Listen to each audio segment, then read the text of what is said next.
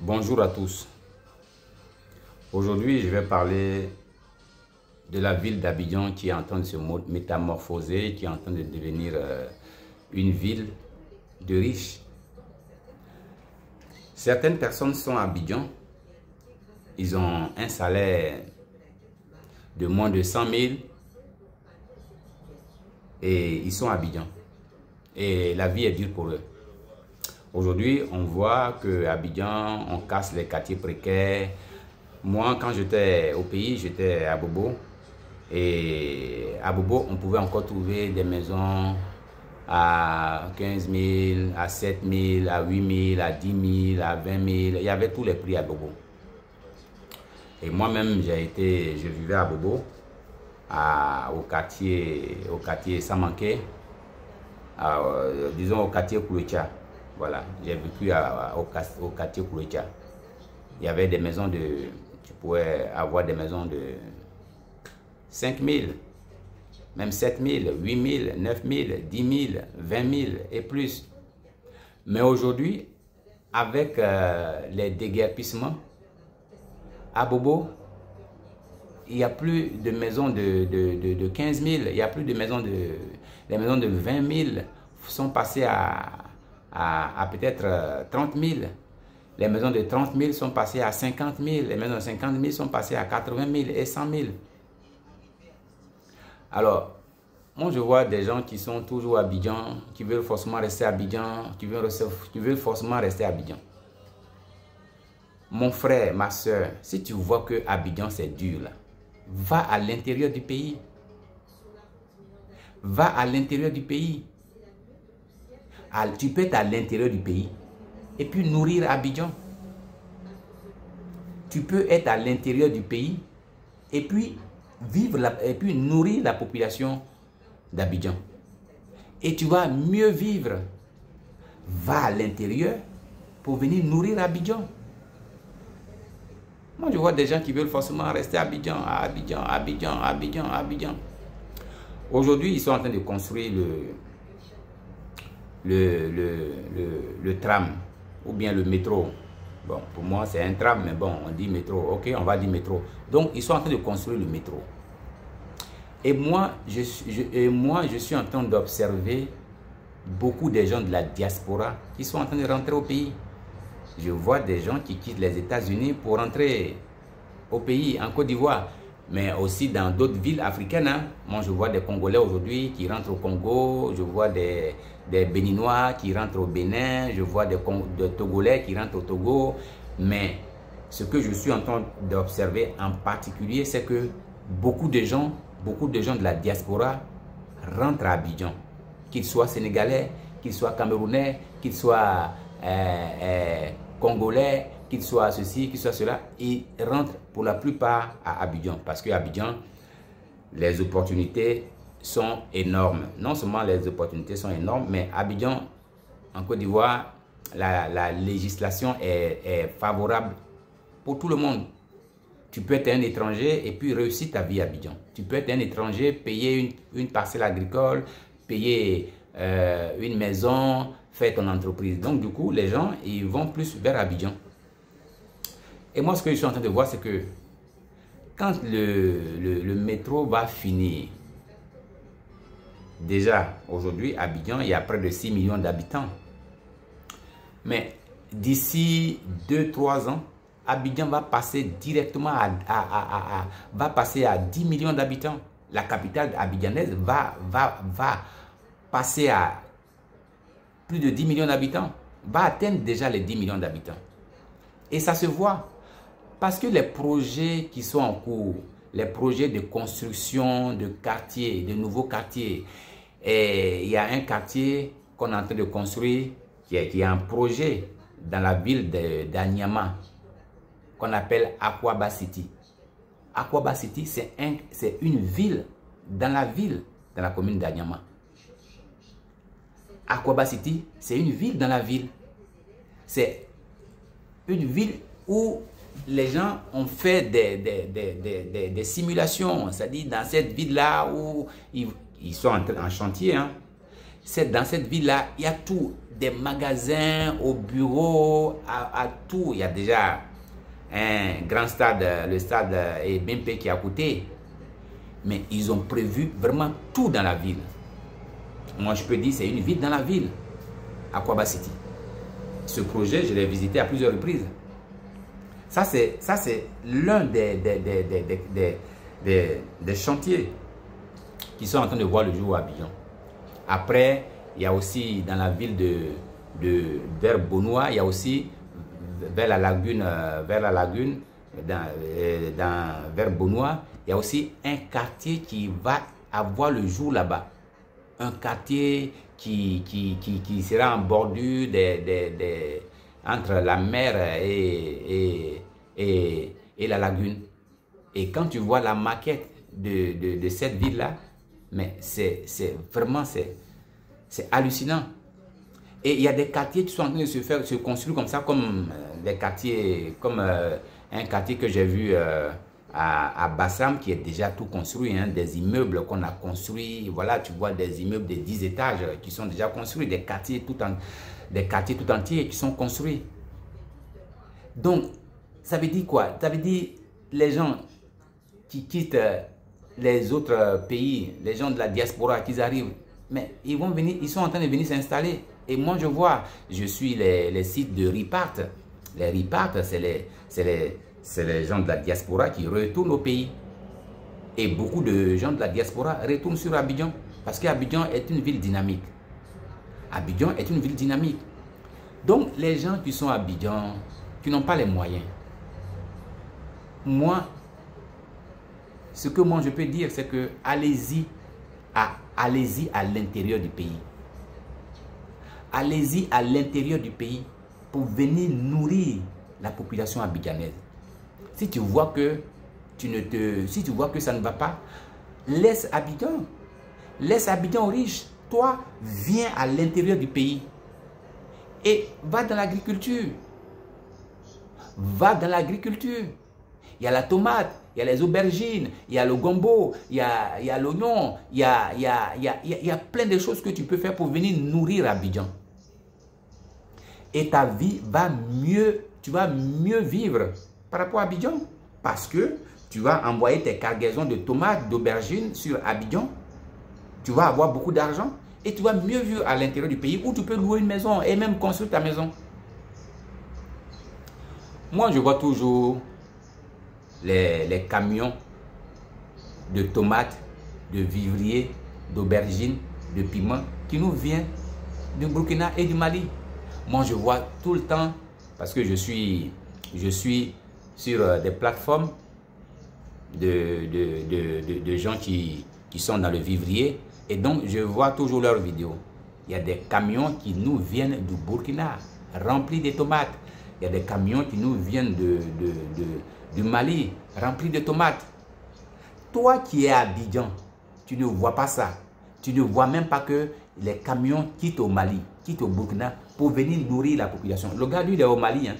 Il est au Mali. Le gars, lui, il est au Burkina. Hein. Mais il vient nourrir Abidjan.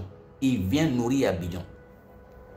Quand tu vois un gros camion de tomates comme ça, un gros camion de tomates, parce que quand ils envoient la tomate, ce n'est pas des petits remorques, c'est des grands remorques. Quand tu vois ces grands remorques-là, pose-toi la question. Pour envoyer comme ça, pour louer un camion comme ça, là, pour louer une remorque comme ça, là, combien le gars a déboursé pour quitter le Burkina jusqu'à Adjamé, marché Gbeba. Combien le gars a déboursé? Ce qu'il a déboursé là, ce n'est pas moins de 500 000. Hein. Ce n'est pas moins de 500 000.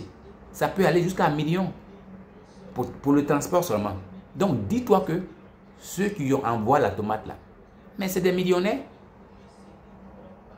Quand la tomate quitte au Mali, quand ça arrive là, ça vient dans des grands camions.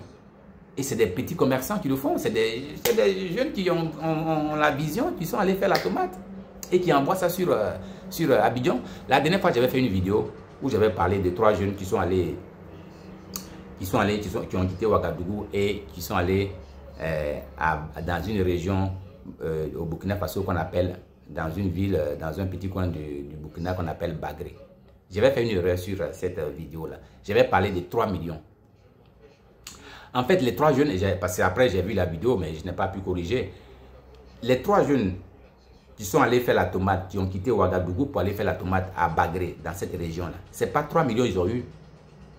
Ils ont fait 200 caisses de tomates. Les 200 caisses là, ça faisait 30 millions de francs CFA.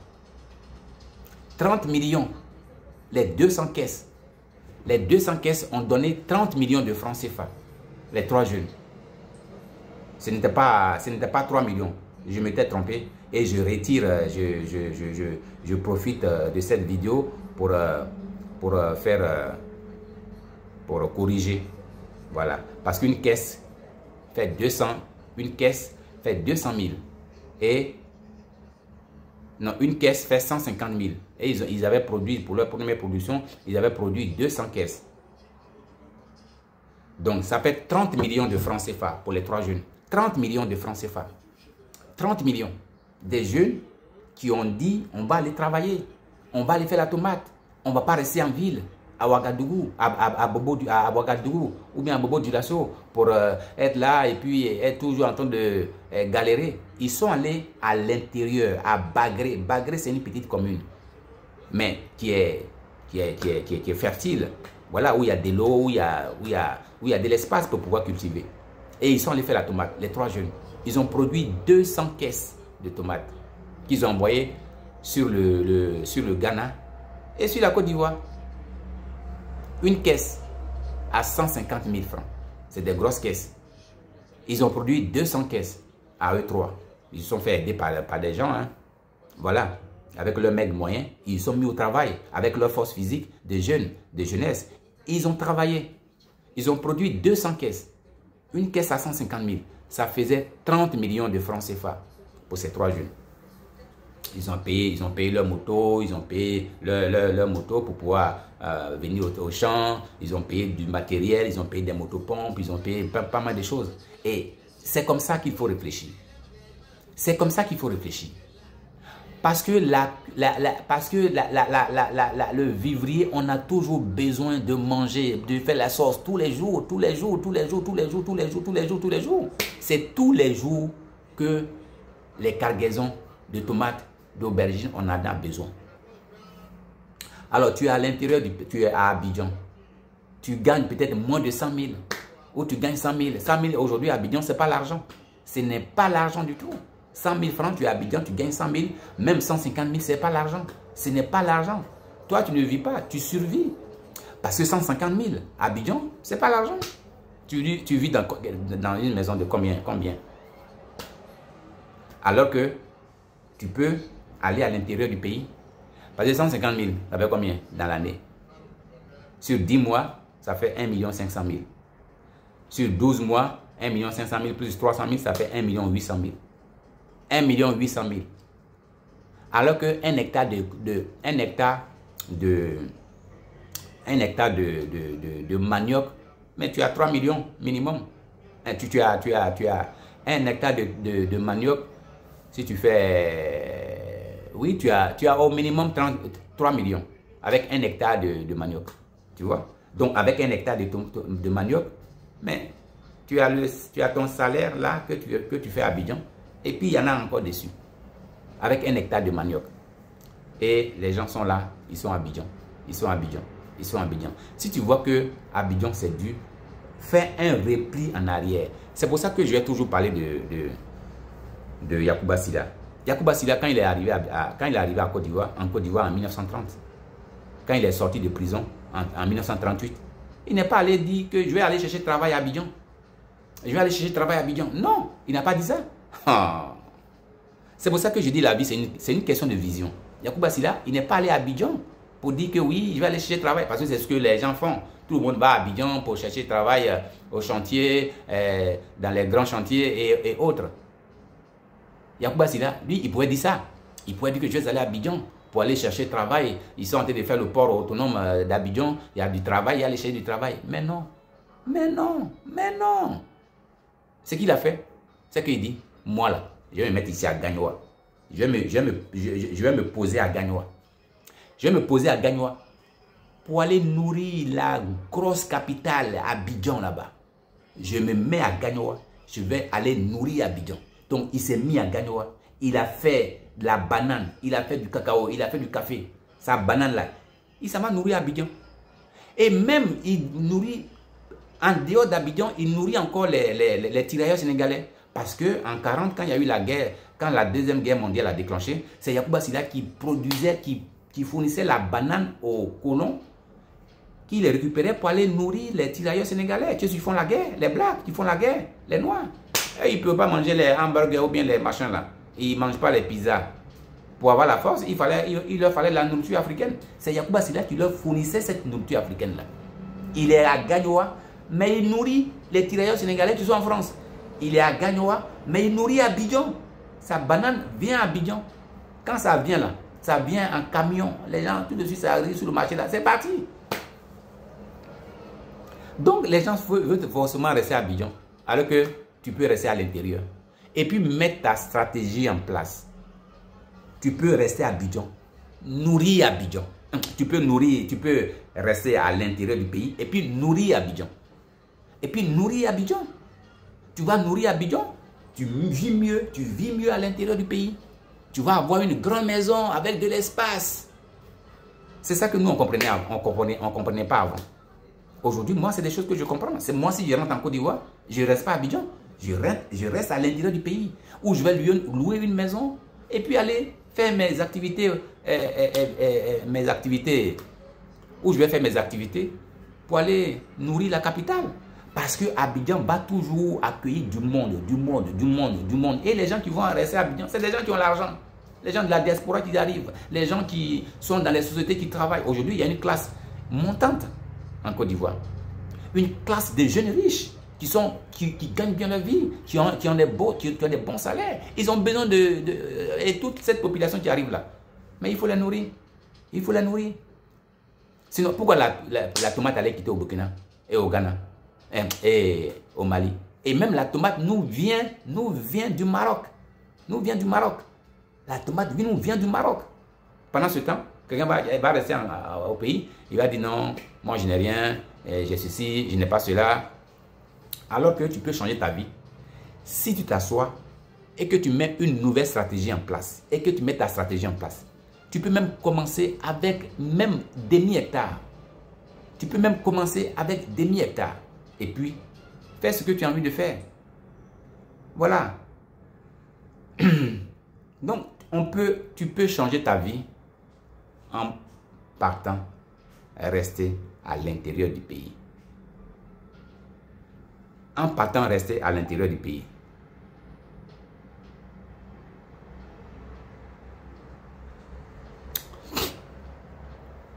Voilà. Donc, cette vidéo, c'est surtout pour ça. Pour dire aux gens qui sont à Abidjan et qui ne voient pas, qui ne sont pas en train de voir ce qui est en train de se passer. Tu n'as pas, si tu es à Abidjan que tu gagnes 100 000, dans quelques années, dans 2, 3, 4 ans, tes 100 000 là, tu ne pourras même pas te nourrir avec ça. Parce qu'à Abidjan, tout devient cher. Tout devient cher. Le loyer, avec 100 000, tu ne pourras pas avoir un loyer parce que ton loyer va augmenter. Nous, on est ici, mais on a des parents, on loue des maisons à Abidjan. Nous, on avait une maison qu'on louait pour la famille à Yopougon. C'était 50 000. Un petit studio, 50 000. De 50 000 jusqu'à on est arrivé à 80 000. Voilà. Donc, tu es dans une maison avec un salaire de 50, avec un salaire de 100 000. Tu es dans une maison de 50 000. Avec un salaire de 100 000, tu es dans une maison de 50 000. Mais déjà, il ne te reste pas grand-chose. Tu es obligé de gagner 200 000, 300 000. Voilà. Parce que ta maison va augmenter tous les jours. Chaque année, ça va augmenter. Chaque année, ça va. Et quand ça augmente, ce n'est pas 2 000 on met dessus. Hein. On met 20 000, 30 000, 20 000, 30 000, 20 000, 30 000. Donc, si tu n'as pas compris, dans 3, 4 ans, tu seras surpris par les événements. Parce que après quand le métro va finir, les gens qui vont encore inonder Abidjan, qui vont encore venir à Abidjan, mais ils seront trop. Ils seront trop. C'est pour ça que l'État a fait une limite pour dire Grand Abidjan. Grand Abidjan, c'est en dehors des frontières qu'on connaissait. C'est en dehors des anciennes frontières d'Abidjan. Grand Abidjan, ça va jusqu'à Grand Laou, non, ça va jusqu'à Dabou, ça va jusqu'à Ebimpe, ça va jusqu'à même à Zaguié, ça va jusqu'à Zaguié, ça va jusqu'à même à Lépé. Le Grand Abidjan va jusqu'à Lépé. Ça veut dire que toutes ces zones-là, ça sera des zones constructibles. On va construire des quartiers et des quartiers et des quartiers et des quartiers. À Bingerville, on n'en parle même pas. Bingerville aujourd'hui, c'est devenu Abidjan. Et Bassam va arriver à Abidjan. Donc, si tu ne comprends pas ça, que tu veux rester forcément à Abidjan, alors que ça ne va pas, mais tu vas te neutraliser avec ton petit salaire. Tu vas te neutraliser avec ton petit salaire. Donc, quitte Abidjan, va à l'intérieur pour devenir quelqu'un. Va à l'intérieur du pays pour devenir quelqu'un. Tu arrives à l'intérieur du pays, tu peux mettre en place ta stratégie. Tu peux mettre en place ta stratégie.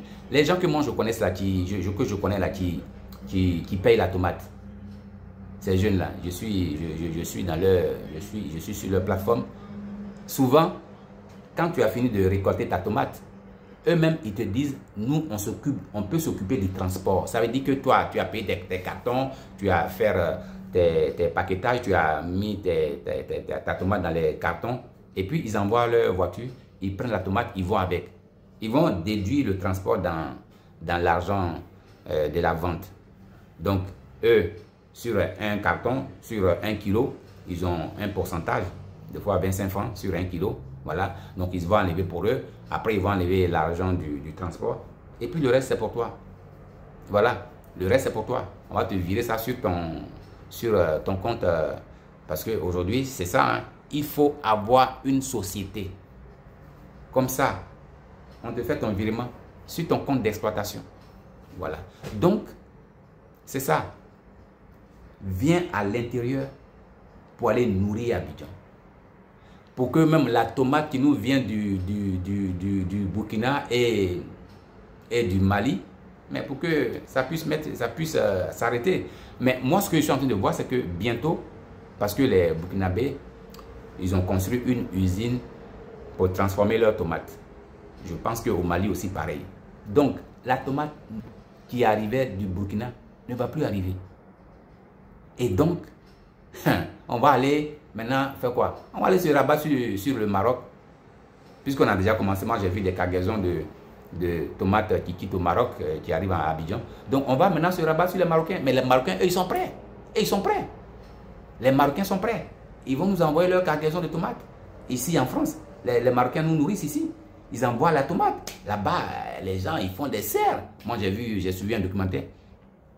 20 000 hectares pour faire la tomate. 20 000 hectares. 20 000 hectares. Ouais. Quand je vois ça, non. Parce que la tomate a toujours un prix. La tomate tous les jours, surtout là en été comme ça ici en France. Mais les gens, ils font des barbecues. Donc du coup, ils font des salades. La tomate, elle va encore aller plus. Voilà. Là, hier, je suis allé à Carrefour. Je n'ai même pas vu de la tomate grappe. Il n'y en a plus. En été, c'est compliqué. Voilà. En été, c'est compliqué. Et là, j'arrive, je vais aller chercher les tomates cerises qui nous viennent aussi.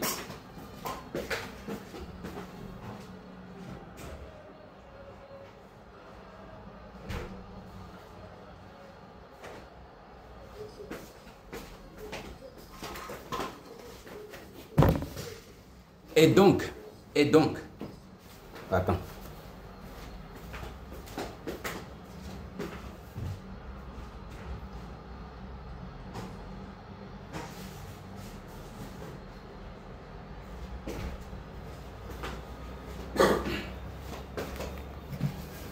Et voilà, tout ça, c'est tomate cerise, ça vient du Maroc, ça vient du Maroc, 90 centimes, ces petits trucs là, ça vient du Maroc. Et ça, la pastèque, mais ça vient du Maroc. Et ils n'ont pas le temps là-bas. Ils savent que ça va toujours partir. Ça va partir. Côte d'Ivoire, partout en Afrique de l'Ouest, en France, ça va toujours partir. Donc du coup, ils sont toujours en train de faire des serres pour faire la tomate.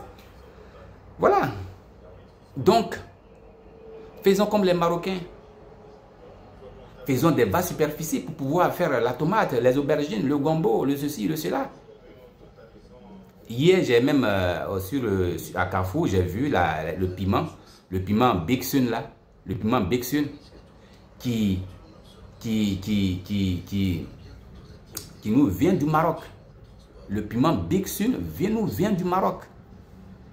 Le gros piment là, piment qu'on appelle piment Sambon en Côte d'Ivoire, ça nous vient du Maroc. Et le kilo à 15 €. Donc, voilà. Tu es à Abidjan, tu vois que c'est compliqué. Mon frère, viens à l'intérieur du pays. Viens te ressourcer à l'intérieur du pays. Viens te construire à l'intérieur du pays. Viens à l'intérieur du pays pour aller nourrir la capitale ivoirienne. Parce que Abidjan, dans quelques années, on va dépasser les 10 millions d'habitants. On va dépasser les 10 millions d'habitants. Peut-être même qu'on va atteindre Kinshasa. Parce que Kinshasa, c'est 20 millions d'habitants. Dès lors, vous imaginez, Kinshasa, 20 millions d'habitants. Là-bas, tu peux devenir riche si tu veux. Kinshasa, ils achètent tout est importé. Là-bas, tout est importé. Tout est importé. Parce que les gens ne cultivent pas assez. Donc, du coup, ils achètent tout. Aujourd'hui, il y a des gens qui sont en train de vouloir faire changer les choses. Mais on va arriver à 20 millions. Abidjan va atteindre peut-être 20 millions d'ici quelques années. Ce qu'on nous apprend, c'est que dans quelques années, la capitale, la population africaine va atteindre je crois, les 3 milliards d'habitants, non? Oui, quelque chose comme ça. Les 3 milliards d'habitants. Voilà. L'Afrique seulement va atteindre les 3 milliards d'habitants. Et là, il faut des gens pour des gens pour nourrir tout ce monde-là. C'est pour ça que moi je dis aux gens, mettez-vous dans l'agriculture. Mettez-vous dans l'agriculture. Mettez-vous dans l'agriculture. C'est l'agriculture qui a fait les anciens milliardaires, les anciens riches, comme les Houphouët-Boigny, comme les Yacouba Silla. C'est l'agriculture. L'agriculture a rendu Houphouët-Boigny très riche. L'agriculture a rendu Yacouba Silla très riche. Il est venu, il s'est installé à Gagnoua et puis il nourrissait Abidjan. Il envoie sa tomate, il envoie ses bananes, ses cargaisons de bananes. Il envoie ça, cacao, café, bananes, tout ça là. Il faisait partie de ça sur Abidjan. Le gars, il est à Gagnoua à l'intérieur. Il n'est pas là-bas comme vous. Et à Gagnoua, quand l'argent est rentré, le gars, il s'est pris 1 hectare. Il a fait sa maison. Ouais. Les gens sont à Abidjan, ils sont concentrés dans les petites maisons. Lui, il est à Gagnoua là. Il a pris une grande superficie où il a fait sa maison. Vous voyez la vision, quand tu as une vision, comment tu peux changer ta vie? Quand tu as une vision. Donc, c'est comme ça. Alors, c'était pour dire aux gens qui sont à Abidjan que Abidjan, si tu vois que c'est chaud à Abidjan, viens à l'intérieur. Viens faire ton business à l'intérieur du pays. Tu peux louer une parcelle agricole, faire ta tomate et puis après maintenant acheter. Tu peux louer 1 hectare, même demi-hectare, tu peux louer. Tu peux louer demi-hectare, commencer avec demi-hectare, avoir une vision et puis aller payer pour toi 3, 4, 5 hectares. Où tu vas faire maintenant la tomate sous serre avec de l'élevage. Parce qu'aujourd'hui, l'agriculture va ensemble avec l'élevage. Si tu es un éleveur, forcément tu vas devenir un agriculteur. Si tu es un agriculteur, forcément tu dois devenir un éleveur. Élevage et agriculture, aujourd'hui, ça va ensemble. Mais ça, ce serait une autre vidéo. Voilà. Donc, venez à l'intérieur du pays pour vous construire, pour faire de vous des hommes riches. Voilà. Faites des cargaisons de tomates. Envoyez ça sur Abidjan pour vendre. Voilà. Et puis, vous serez des hommes riches. Au lieu de rester avec 100 000 francs à Abidjan, tu dis oui, alors que toi, tu es en train de subir la vie là-bas. Viens à l'intérieur du pays. Fais la tomate. Fais le manioc. Et puis, fais-toi de l'argent. Voilà. Ne soyez pas concentrés sur Abidjan, Abidjan, Abidjan, Abidjan, Abidjan, Abidjan, Abidjan. Non. Il faut arrêter ça. Voilà. Donc, c'était mes petits conseils d'aujourd'hui à ceux qui sont dans les grandes villes, que ce soit même Abidjan, que ce soit même Kinshasa, que ce soit même Dakar. Revenez à l'intérieur du pays et puis allez-y, mettez des stratégies en place pour aller nourrir les grandes villes. C'est ça. Voilà. Et donc, c'était la fin de ma vidéo aujourd'hui et je vous dis à une très prochaine vidéo. Merci.